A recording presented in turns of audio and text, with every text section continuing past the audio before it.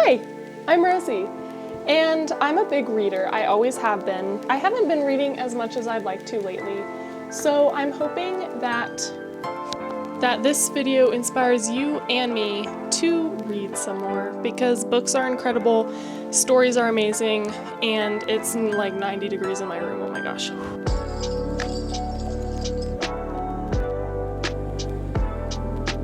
So I'm a pretty picky reader, and I don't just dish out 5 stars like it's nobody's business. I actually am very critical and intentional with the 5 stars I give. And I have quite a few books in paperback and on my iPad that are a 4.5 to 5 star review in my opinion. Now, this is all my opinion.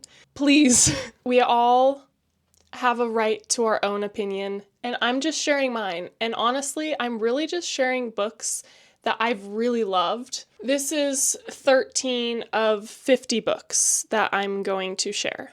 I actually did you a big favor, and I organized them into categories. I don't remember the categories. Stick around, skip to your favorite section, do whatever you darn well please. I hope you're inspired to read a book or 2 or 50 after watching this video. Let's get into it. Our first category is domestic/realistic fiction, which is personally my favorite. I just love it. I do. The first book is The Namesake by Jhumpa Lahiri, and I'm a big fan of her as an author. She's an incredible writer. All of Jhumpa Lahiri's work focuses on being a foreigner in America, but assimilating to the point where you no longer fit in back home, but you never fit in the US completely. And so it's like this discomfort of never having a phone, of never feeling at home. The Namesake mainly focuses on one character throughout the whole thing, but my second book, is Interpreter of Maladies, which is the same topic, but it's a bunch of short stories. And so, love those books. Big fan. Number 3 is Cutting for Stone by Abraham Verghese. Oh my goodness. Cutting for Stone actually wrecked me, and that was probably one of the first books that I felt so incredibly attached to the characters and what was happening to them. It sucked me in. Oh my goodness. I 100% recommend, and it is definitely not everyone's forte, but it did get me sobbing multiple times, and the plot twists are insane, and I just recommend it. Number 4 is The Hate U Give. I feel like this is kind of a classic in American fiction. It's a teen read, I'd say. I read it, I'm still a teenager, but I read it when I was a teenager. Can you tell I'm overheating? Number 5 is Foster by Claire Keegan. It's about a foster, and I think it takes place in Ireland, if I remember correctly. This short story of compassion and like this family that showed love to this foster child who had never experienced that kind of love before, and it was just really beautiful. The Art of Racing in the Rain. This one also made me cry. It's just such a heart-wrenching, real story about a family, and there's death, there's a child being taken from her family. Just read it.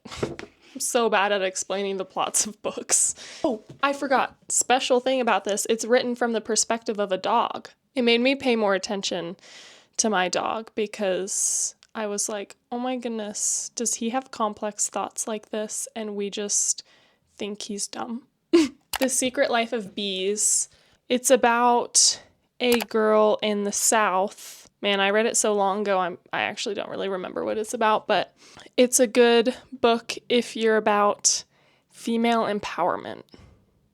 Read it. Next, we're on to historical fiction, which is another Another one of my favorite categories. Let's get straight into it. Pachinko.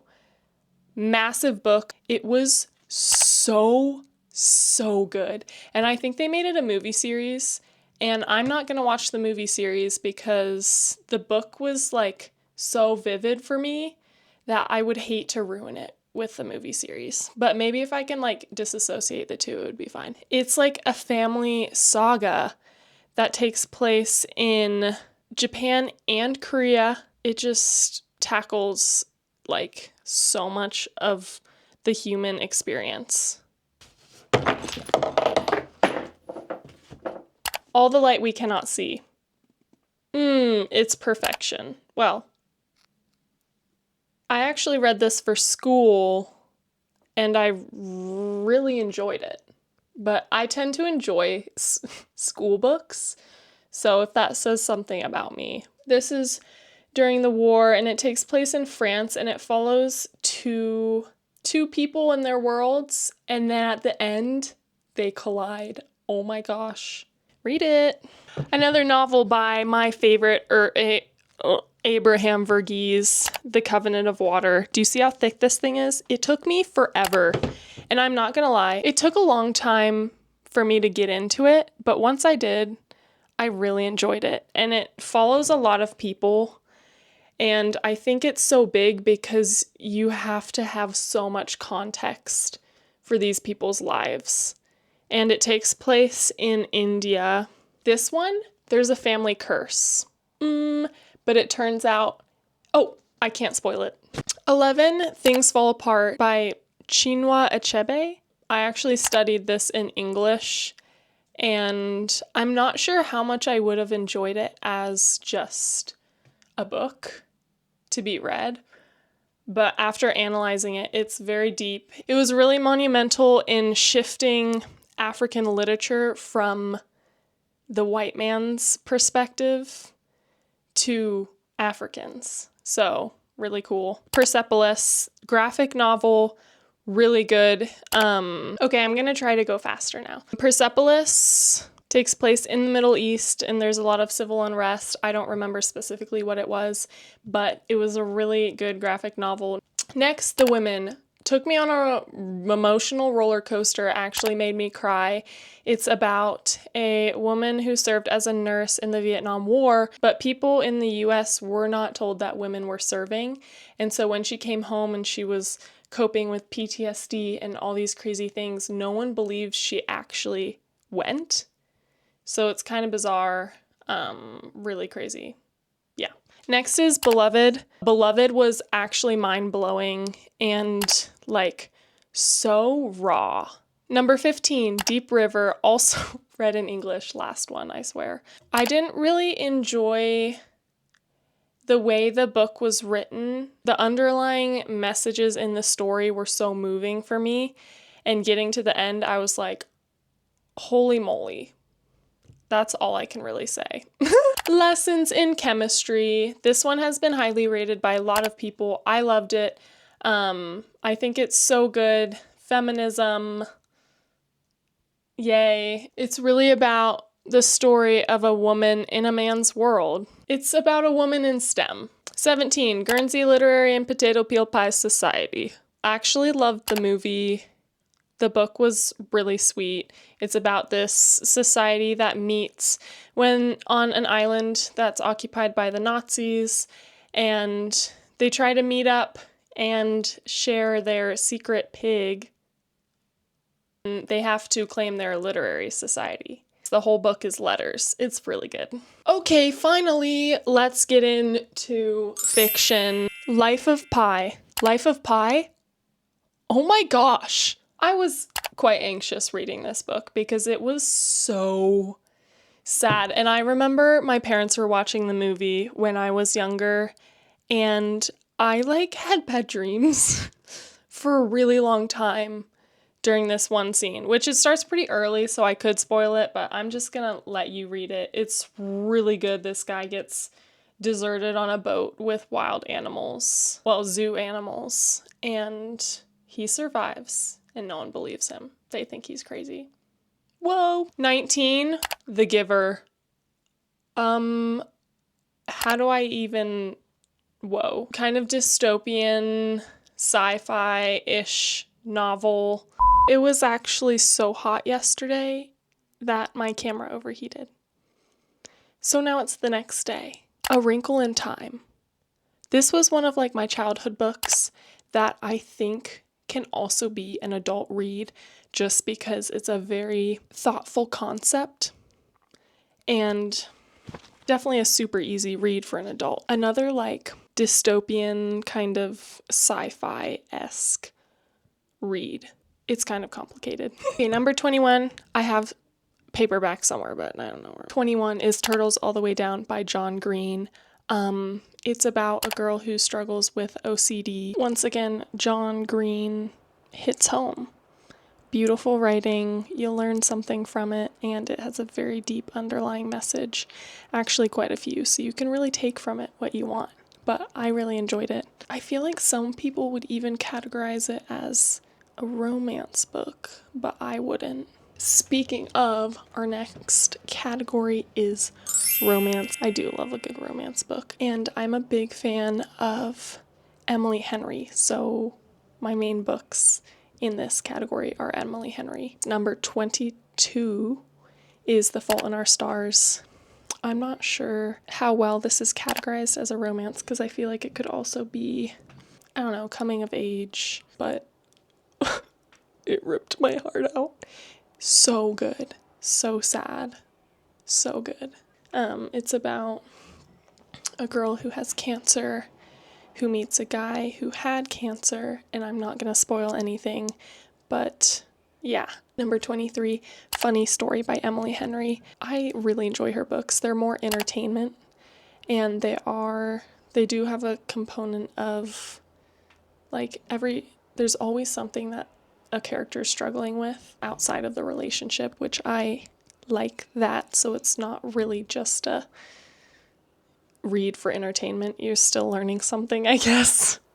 I'm just trying to justify it. There's a little spice in her books. Number 24 is People We Meet on Vacation. Another Emily Henry, the first of hers that I read. 25 is Happy Place. And of those three that I just listed of Emily Henry's, I would say People We Meet on Vacation is the least spicy. And then Funny Story, and then Happy Place, if I remember correctly. But you could disagree with me. Don't go based off of that. Okay, now let's get into biography / nonfiction, which is probably my second favorite genre of books. I Know Why the Caged Bird Sings by Maya Angelou. Wow, what a life. I love books of people rising above the obstacles in their life because it's just so inspiring. It's so inspiring. Another one, The Glass Castle. The Glass Castle? Oh my goodness. Like, how? Just like such a dysfunctional family, and just crazy, crazy stuff happens to this lady. But she overcomes. Whoa. In kind of the same-ish category is Educated. I read it for school, and I was just astonished. The main premise is that her parents didn't believe in conventional education, and so she never went to school. Just read it. Number 29 is The Invisible Wall. This is it's not romance, but it is a love story, and it takes place in Nazi-occupied Holland. Oh wait, it's a true story. Duh, that's why it's in this category. I cried so hard at the end. It's really sad, but it's also so heartwarming. 30, Kisses from Katie. This is about a girl who, post-college, I want to say, moves to Uganda, and she ends up living there and working there and adopting more than 10 girls. And it's just her journey living this outside of her comfort zone. It's really beautiful. Sorry, these are really terrible, explanations. Oh, Tuesdays with Maury. An old man, a young man, and life's greatest lesson. It's a young man interviewing an old man as he's dying. And it's like super quick read. I read it in a day, but it's a really beautiful book. When Breath Becomes Air is another book written by a dying person. One of the saddest parts, I don't think this is a spoiler, but one of the saddest parts is the guy never finishes the book. His wife finishes it. I listened to this as an audiobook, and as soon as his wife's voice came on, I literally started crying. I was like, no. He is a neurosurgeon. He talks a lot about his belief system with balancing science and religion and all the things he thinks of as he's dying. 33, I Am Malala. I read this a long time ago, but I feel like most people know it's an amazing book. Malala is just unbelievably incredible. So if you don't know her story, read that book because it's written by her. 34 is Finding Me by Viola Davis. I also listened to this one as an audiobook narrated by her, and she's an actress, and so that just made it extra good. Another book of someone just overcoming crazy circumstances and becoming a successful individual. 35, Diary of Anne Frank. I know a lot of people had to read this for school when they were younger, but I recommend reading it when you're older, because when I was younger, I did not really appreciate it, but now I sure do. A similar story is The Hiding Place, but the difference is this does not end well because the people hiding are found and taken to concentration camps. But in The Hiding Place by Corrie ten Boom, she survives. And so it's a much more hopeful story, but it's still so deeply heart-wrenching and sad. 37, Boys in the Boat. Boys in the Boat. If anyone watched this movie, it's really good. It's really good. This is about 9 Americans and their epic quest for gold at the 1936 Berlin Olympics. This takes place during the Great Depression in America, and it's 9 working class boys who join a rowing team and they make it to the Olympics. Spoiler, it's right on the cover. Yeah. 38 is Born, a Crime by Trevor Noah. I listened to the audiobook of this, which is narrated by him, and he's a comedian, so it was kind of perfect and really hilarious, but he also has a crazy life story, but it's all narrated with humor. Who doesn't love that? 39, Travels with Charlie.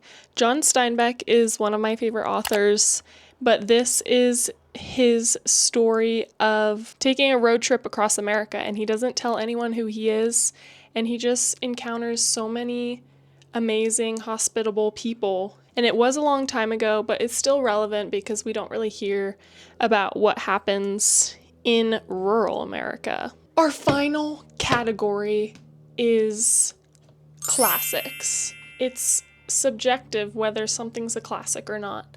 But for me, I'm including ones that are usually in the classics category at Barnes & Noble. Let's hit it. First off, Little Women. I love it. I love it. It's the perfect mix of everything. And I love the movie. Oh my goodness. The Greta Gerwig one. Number 41, To Kill a Mockingbird. Most people read this in school, but if you didn't, or even if you did, read it again. I feel like this is fundamental as an American citizen. It's kind of coming of age story, while it also tackles really big issues. 42, Wuthering Heights. This was kind of intense. I mean, the quote on the back says, "May you not rest as long as I am living. You said I killed you. Haunt me then." I'm not really into horror. It's not horror, but it is not happy. It's really good though. Jane Eyre. Oh, something happened. Anyways, Jane Eyre was my favorite book for such a long time. It's just a lot happens. Jeez. Ooh, Catcher in the Rye. This one I didn't appreciate until I finished it and I thought, wow, that had like zero plot. And then I thought, Oh, that's the point. So if you're looking for a book with plot, you're not going to find it here, but you are going to find an incredible coming-of-age novel that encompasses some really deep feelings and experiences that are hard to touch on. 45, The Great Gatsby. It was beautifully written. I feel like it was kind of written as if it should be a movie, and I know it is a movie. I didn't watch it because it wasn't one of my favorites, but it's still up there. 46, The Secret Garden. I read this when I was younger, but I would read it again, and it's a really quick read if you're an adult. 47, Cannery Row. I listened to the audiobook of this one. It's humorous, it's charming. It takes place in Monterey Bay, California, when the canning industry was really big there. 48, The Lion, the Witch, and the Wardrobe. Also read this when I was younger, but have read it multiple times since then. The movie's also really good, but you have to read the book. It's just a beautiful underlying message, and it's just whimsical and magical. And if you don't know what Narnia is, it's like this closet where you go into this different world. 49 is The Hobbit. My goodness, if you haven't read this, you're missing out. It's a major motion picture.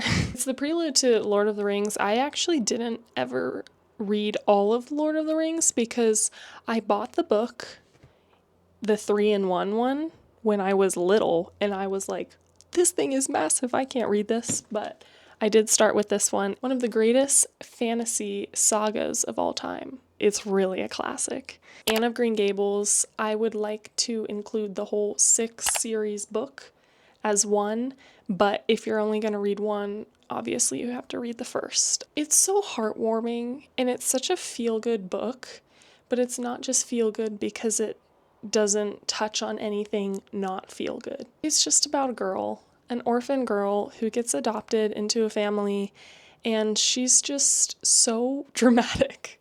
She's so dramatic. Oh my goodness, we just covered 50 books. I hope this video is not hours long. If you're in a reading slump like I am, hopefully this helps get you out of it. I think it's helping me get out of it because I'm now realizing and remembering how many incredible books there are out there. I hope you enjoyed this video. See you later. Bye. Oh, this is how I'm gonna do a cool outro. Watch this.